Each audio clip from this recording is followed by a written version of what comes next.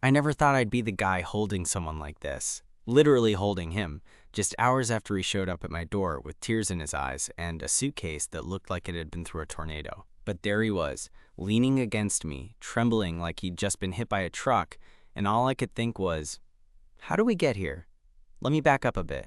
I'm Alex, 28, living in this cramped but cozy apartment in the city. I work in graphic design, mostly freelance stuff that lets me keep weird hours and avoid the whole office small talk nightmare. It's not glamorous, but it's mine. And for the most part, I like it that way.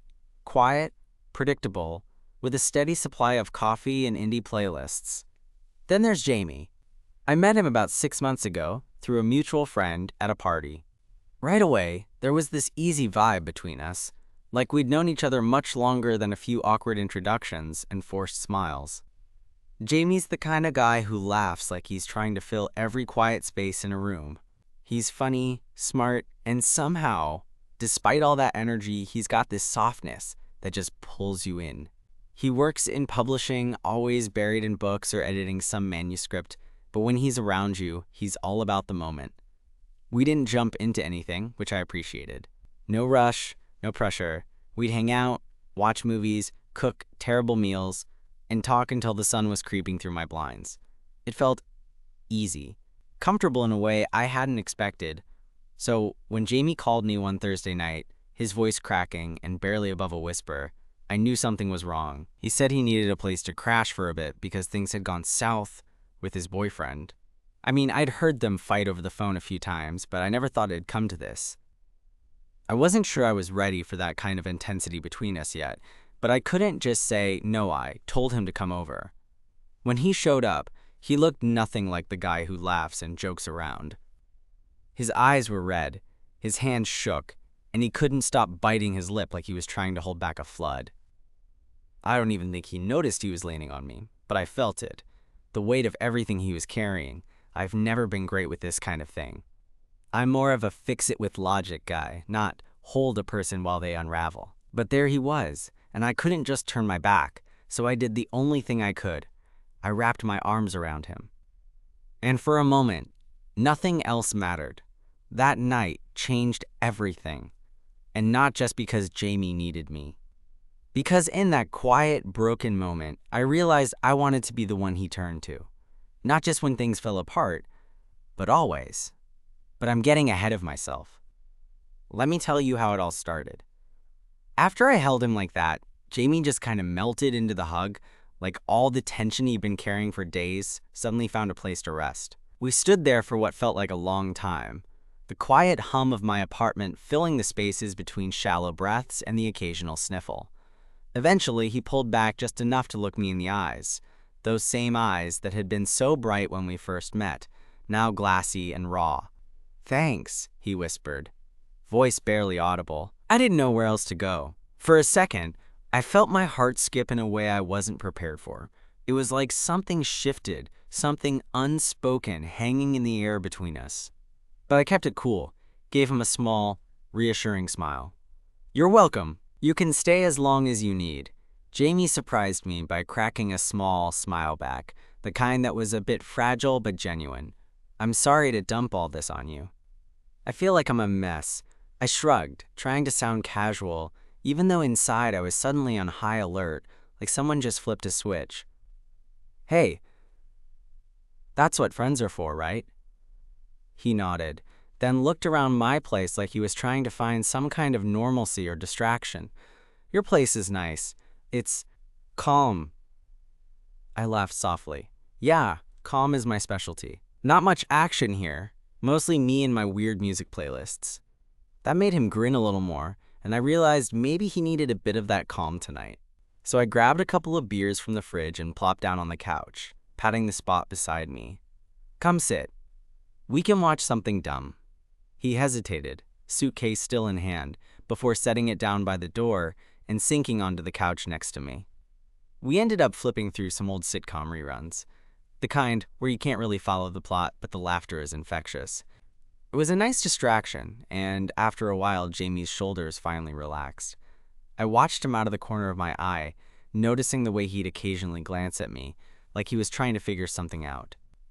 I wasn't sure what exactly, but I didn't push. Sometimes just being there was enough.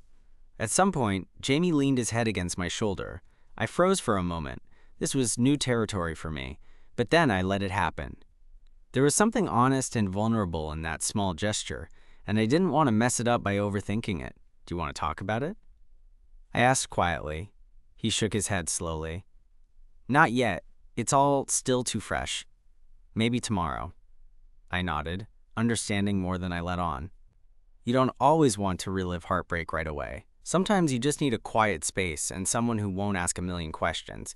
We stayed like that for a while. Me, Jamie, the sitcom reruns playing in the background, and a silence that felt more like comfort than awkwardness. Eventually, I realized it was past midnight. Jamie looked up, rubbing his eyes tiredly. I guess I should crash properly, if you don't mind. Not at all, I said, standing up and grabbing an extra blanket from my bedroom. I don't have a guest room or anything, but my couch folds out if you want. He smiled, that faint, real smile again. Thanks, Alex. Seriously. As he settled in, I noticed the way he hesitated before turning off the light, like he was afraid of the dark, or maybe afraid of whatever thoughts would come with it. I wanted to say something reassuring, but I figured silence might be better for now. After he was asleep, or at least I hoped he was, I sat down in my own chair, my mind racing. I kept replaying the evening, the way he'd leaned on me, how fragile he looked. I'd always thought I was a pretty chill guy, not the type to get too involved. But with Jamie, it felt different. Like there was this invisible thread pulling me closer, and honestly, it scared the hell out of me. The next morning, Jamie was already up before me, making coffee in my tiny kitchen. The apartment smelled like roasted beans and something faintly sweet, probably the vanilla creamer he'd left on my counter. He looked a little better, though still worn around the edges. I handed him a mug, and he caught my eye with a tentative smile. Thanks again for letting me crash here, he said quietly. I shrugged, trying to act casual, but failing miserably. You know, anytime. There was a pause, then Jamie shifted closer. Alex, I don't want to mess up what we have, but I also don't want to pretend this isn't something. My heart thudded loudly in my chest. What do you mean? He ran a hand through his hair, looking both nervous and honest. I mean, after last night and everything, I feel like maybe I'm not just here because I'm broken. I don't know. I think I like you. I blinked, caught off guard, but not unhappy. You like me? Yeah, he said, eyes searching mine. And if you don't feel the same, I get it. But I had to say it. I smiled, feeling warmth spread through me in a way words couldn't quite capture. Jamie, I think I like you too. He laughed softly, the same laugh from that first party, but now it felt different, hopeful, real. And just like that, the weight between us shifted again, the kind of weight that wasn't about heartbreak anymore, but about something new, something maybe worth holding on to. After I told Jamie I liked him too, there was this moment where neither of us said much, just letting the words hang between us like a fragile promise. Then he grinned, that bright, easy grin that I'd come to recognize as his armor and his invitation all at once. So what now? I shrugged, trying to keep it light even though my heart was doing somersaults. Well, we could start by surviving this morning without me spilling coffee all over myself. Jamie laughed, the sound warm and genuine, and for a second I felt like maybe we were the only two people in the world. It was ridiculous how quickly the mood had shifted from last night's mess to this quiet, hopeful thing blossoming right in my living room. We spent the rest of the morning lounging around, mostly just talking about books, movies, the usual stuff that helps you forget how messy life can get. I found myself watching Jamie more than I watched the TV, catching little details, the way his eyes crinkled when he laughed, how his hands moved when he talked. I kept thinking, how did I not notice this before? Later that afternoon, Jamie got a text that made his face fall. I didn't have to ask. I knew it was from his ex. I could see the hesitation in his hands as he stared at the screen. You okay? I asked gently. He sighed and dropped the phone onto the coffee table. Yeah. It's just complicated. They want to talk. I nodded, because I was pretty sure nothing about this was simple or neat. You don't have to if you don't want to. Jamie looked at me then, and for a moment, vulnerability replaced that usual easygoing facade. I don't know what I want. I'm just tired. I reached over and grabbed his hand. It felt natural, like something we'd been doing forever. Then don't decide now. Take whatever time you need.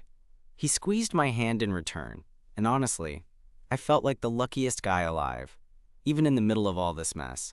Over the next few days, Jamie stayed with me. We fell into this odd routine.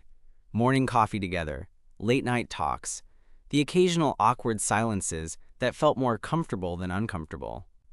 I noticed how he started leaving little things around my place.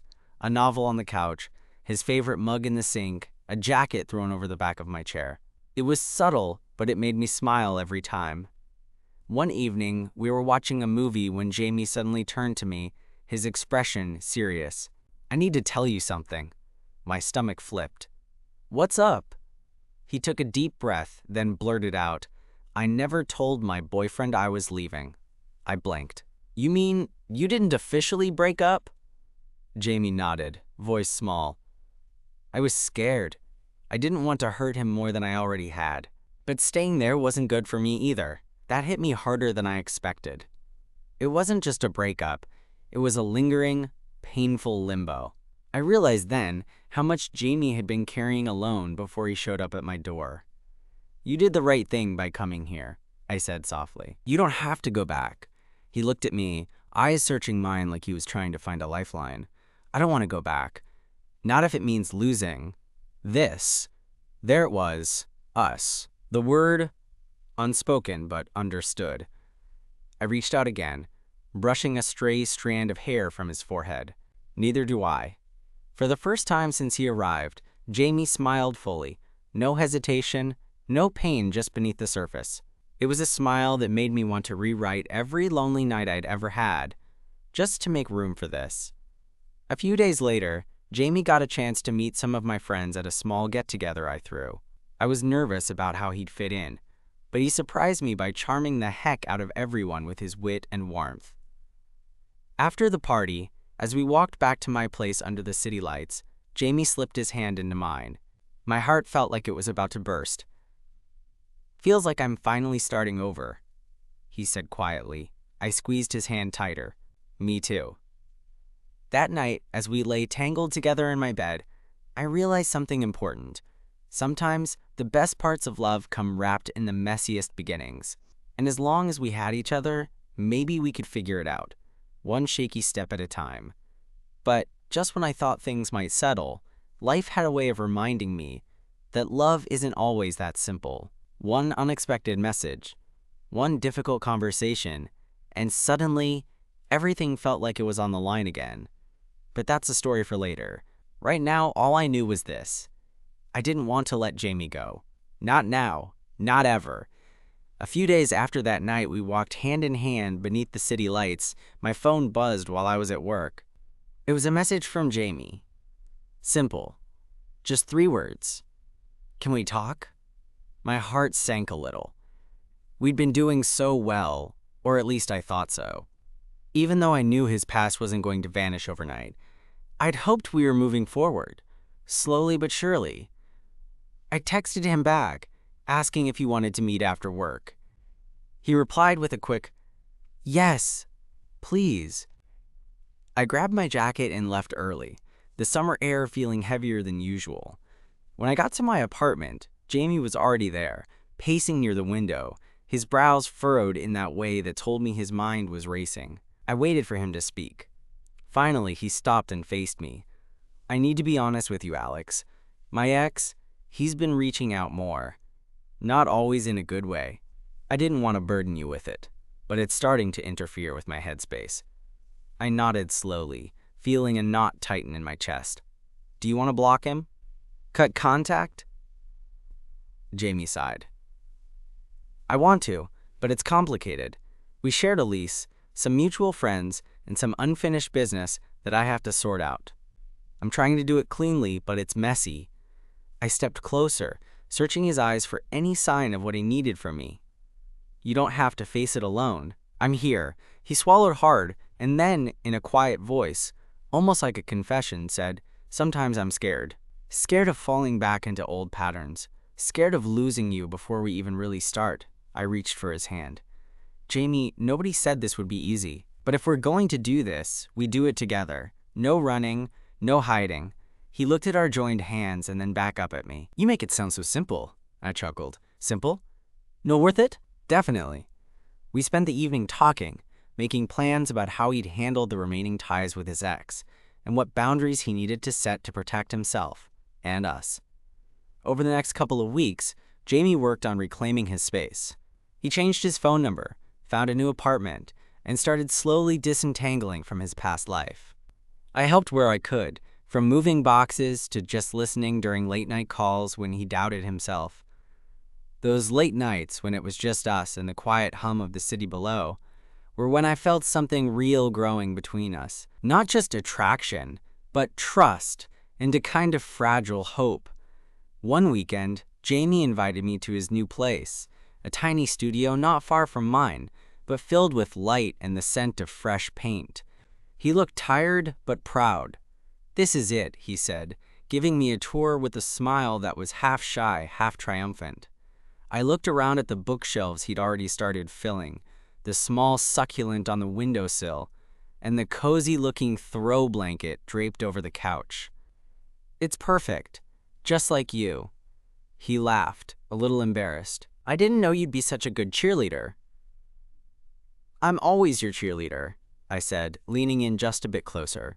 "Besides, this isn't just a new apartment. It's a new chapter." Jamie's eyes softened, and he took my hand, holding it like he never wanted to let go. "Here's to new chapters, then." We kissed then, slow and steady, like sealing a promise. But while things were getting better, the past didn't just disappear. One evening, Jamie got an unexpected visitor. His ex showed up at his new place, unannounced, demanding to talk. I was there when it happened, and I could tell Jamie was rattled. The confrontation was awkward and tense. His ex tried to gaslight and guilt-trip Jamie, pushing all the old buttons that should have been locked away. But Jamie stood firm, something about him stronger than I'd ever seen before. When the door finally closed behind the ex, Jamie collapsed onto the couch, exhausted but victorious. "I didn't think I could do it," he admitted, voice raw. I sat beside him, wrapping an arm around his shoulders. "You did, and you're not alone anymore." He leaned into me, and in that moment, everything felt right, even if the road ahead was still uncertain. That night, as we lay there, Jamie whispered, "Thank you for believing in me when I didn't believe in myself." I smiled against his hair. "Always. We're in this together." And for the first time since all of this started, I believed we really could be. Even when life threw curveballs, even when the past tried to claw back in, we had something worth fighting for. But love isn't just about holding on. Sometimes it's about letting go. And soon, Jamie and I would both have to face what that really meant. The weeks after the confrontation were, honestly, some of the most intense I'd ever been through. Jamie was trying to piece together his life, but every step forward seemed to come with a shadow of doubt or a reminder of what he'd left behind. And for me, I was learning how to be more than just a friend with a couch. I was learning how to be someone Jamie could lean on without suffocating him. It wasn't always graceful, but somehow, we made it work. One particular night sticks out. I was curled up on Jamie's couch, and he was sitting cross-legged on the floor, scrolling through his phone with a look like he'd just found 100 things to worry about at once. I could tell he wasn't sleeping well. Dark circles hung under his eyes, and his usual spark was dimmed. "Hey," I said softly, nudging him with my elbow. "You're gonna wear a hole into that phone." He gave a half smile, but didn't look up. "I'm just trying to figure out if I'm ready to face my parents. They don't know I broke up with him yet, and I'm not sure how to tell them." I sighed and ran a hand through my hair. "That's a lot. Have you thought about what you want to say? Or how you want to say it?" Jamie shrugged. "Not really. I'm scared they won't get it, or worse, that they'll be disappointed." I could see why. Jamie's family was the kind who prized stability, the kind that expected neat, tidy relationships with no drama. I knew he'd been hiding a lot for years just to keep the peace. "Look," I said, leaning forward. You don't owe them anything you're not ready to give. But when you do decide to tell them, maybe just be honest. Tell them who you are and what you want. And if they love you, they'll get there. He looked at me like I'd just handed him some secret manual to life. You make it sound easy. It's not, I said honestly, but it's better than carrying that alone. Jamie sighed, and for the first time in a while, he leaned back against the couch and closed his eyes. Thanks, Alex. Really. That night, as I left his apartment, I felt a weird mix of hope and fear. Love wasn't about perfect moments. It was about standing in the mess with someone else and choosing them anyway. A few days later, Jamie called me out of the blue. Can you come over? I need a distraction. When I got there, he met me at the door, looking a little more put together than usual, but still tense. I told them, he said, voice barely above a whisper. My heart thudded. And? They're surprised, a little confused, but they didn't freak out. He gave a shaky laugh. Baby steps, I guess. I smiled, relief flooding me. That's huge. Jamie nodded, then paused, seeming to wrestle with something else. There's something else, though. I waited. He took a deep breath. They want to meet you. The words hit me harder than I expected. Meeting the parents was a big deal. It meant Jamie was serious about us, or at least about letting me into his world. And honestly, it scared the hell out of me. Okay, I said, trying to keep my voice steady. When? Next weekend, he said quickly, like he was trying to get it over with. I know it's soon, but I want you there.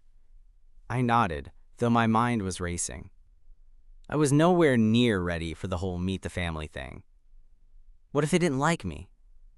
What if Jamie regretted it? What if... Hey, Jamie interrupted my spiraling thoughts. You don't have to say yes now. I just wanted to be honest. I smiled, grateful for that. I want to say yes. Scared as hell, but yes. He grinned. That's my guy. The days leading up to the meeting were filled with this strange mix of nerves and excitement. Jamie and I spent hours texting, planning what to wear, what to say, and how to survive the inevitable awkward moments. When the day finally arrived, I was a nervous mess. Jamie's parents lived in a cozy suburban house, filled with the scent of fresh-baked cookies and the kind of decorations that screamed, family home.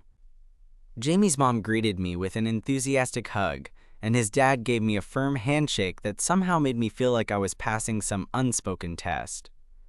Dinner was a blur of polite conversation, mismatched stories, and Jamie trying desperately to keep the mood light. At one point, his dad leaned over and said, "We're glad you're here, Alex. Jamie's told us a lot about you." I caught Jamie's eye and gave him a reassuring nod. He smiled back, that same mixture of nervousness and relief I was feeling. After dinner, Jamie pulled me aside in the kitchen. "You did great," I laughed. "I'm just glad I didn't spill anything." He took my hand, fingers entwining with mine. "Thank you for being here, for being you." In that moment, all the fear and uncertainty seemed to fade. It wasn't just about surviving the past anymore. It was about building something real, something worth holding on to. And as we drove home later that night, the city lights stretching out in front of us, I felt like maybe, just maybe, this was the start of something new. Something that wasn't perfect, but was ours. But life, as always, had a way of throwing curveballs when you least expected them. Just when I thought we were finally moving forward, I got a call that made my stomach drop, a voice on the other end that I hoped I'd never hear again. And suddenly, the future felt a lot less certain. I was halfway through making dinner when my phone rang. The screen lit up with an unknown number, and for some strange reason, I had this sinking feeling in my gut before I even answered. Part of me wanted to just let it go to voicemail, but curiosity, and maybe instinct, got the better of me. "Hello?" I said, trying to keep my voice steady. On the other end, a voice I never thought I'd hear again. Calm, but with an edge I didn't like. "Alex? It's Mark." Mark, Jamie's ex. The one name I'd tried to push to the back of my mind ever since Jamie moved out of that old life. "Mark," I repeated, bracing myself. "What's up?" There was a pause, and then he said, "Look, I don't want to cause trouble. I need you to know some things about Jamie." My stomach tightened. "What kind of things?" Mark sighed. "Stuff you don't see. Things you should be aware of before you get too involved." I closed my eyes, trying to keep my cool. "I think I know more than you realize." "I'm not trying to be the bad guy here," Mark said quickly, "but Jamie has a history with avoiding problems. I'm just worried about you both." The call ended before I could say anything else, leaving me standing in the kitchen with a million thoughts racing through my mind. Later that night, I told Jamie about the call. He listened quietly, his jaw tight, eyes flickering with some mix of anger and something else, maybe guilt. "I figured he'd try something," Jamie admitted. "He's not exactly the easiest person to cut ties with." I reached out, squeezing his hand. "We'll deal with it. Together." But even as I said the words, I knew this storm wasn't going to pass quickly. Over the next few days, Mark's calls and messages kept coming, sometimes polite, sometimes less so. Jamie tried to ignore them, but I could see how it wore on him. One evening, we were sitting on my couch when Jamie's phone buzzed again. He glanced at the screen and then looked at me, exhaustion written all over his face. "I'm done," he said firmly. "I'm blocking him, for good." I nodded, relief flooding me. "Good. You deserve peace." Jamie hesitated, then added, "But I'm scared. What if this drama messes things up between us?" I cupped his face gently. "Jamie, the fact that you're here with me, fighting through this, it means everything. We're stronger than the past, trying to pull us apart." He smiled, a little shaky but real. "Thanks, Alex. I don't say it enough, but you're kind of amazing." We leaned into each other, the weight of uncertainty momentarily lifted by something solid and true. Just when I thought we were finding our groove again, Jamie got an opportunity I hadn't expected, a job offer in another city. It was the kind of career move he'd dreamed about, and honestly, I was thrilled for him. But alongside the excitement came the inevitable question, what about us? We spent hours debating what this meant. Long, honest talks about priorities, fears, and hopes. I won't lie. It was scary facing the possibility of distance, of starting over in a way neither of us wanted. In the end, Jamie made the decision to take the job. And somehow, I knew I wanted to be part of that future, even if it meant stepping out of my comfort zone. We started planning visits, video calls, and the little things that keep a relationship alive across miles. But we also promised each other something more important. No matter where we were, we'd hold on to this, what we had. The night before Jamie left, we sat together on the rooftop of my apartment building, city lights twinkling around us like a private galaxy. "I'm going to miss this," he said softly. "Me too," I admitted, pulling him close. We stayed there for a long time, wrapped in each other's arms, silently promising that this wasn't the end. Life had thrown us into chaos, tested us in ways neither of us expected. But through heartbreak, uncertainty, and distance, we found something that mattered, a connection worth fighting for. And as Jamie boarded that plane the next morning, I realized love isn't about having everything figured out. It's about choosing to stay, to hold on, even when the future is unknown, because sometimes the best kind of love is the kind that refuses to let go. Months passed since Jamie moved away. And yeah, distance was a challenge, no sugarcoating that. But somehow, it made us more deliberate, more present in the moments we shared, even if it was through a crackly video call or a late-night text when sleep was impossible. We learned how to be patient with each other's quirks, how to celebrate small victories, and lean in during the tough days. I found myself counting down the days until his next visit, and when he finally stepped off the train or into my apartment, it felt like coming home. There was no grand gesture or dramatic reunion, just a quiet, genuine happiness in being together. Those simple moments mattered more than anything else. One weekend, after a long stroll through the park, Jamie stopped and looked at me with that familiar soft smile. "You know," he said, "this whole mess we went through, I don't regret any of it." I raised an eyebrow. "Not even the late-night crying fits?" He laughed. that same laugh that first drew me in. Especially those, because they led me here. To you. I felt warmth spread through me, something steady and sure. I'm glad you let me hold you that night. Me too, he said, squeezing my hand. Love, I realized, isn't some perfect, flawless story. It's messy and complicated, full of doubts and fears, but it's also quiet and steady, built in the everyday moments where two people choose each other again and again. And as we walked together, fingers intertwined, I knew we were exactly where we were meant to be. Not because everything was perfect, but because we were facing it all. Past, present, and future, side by side.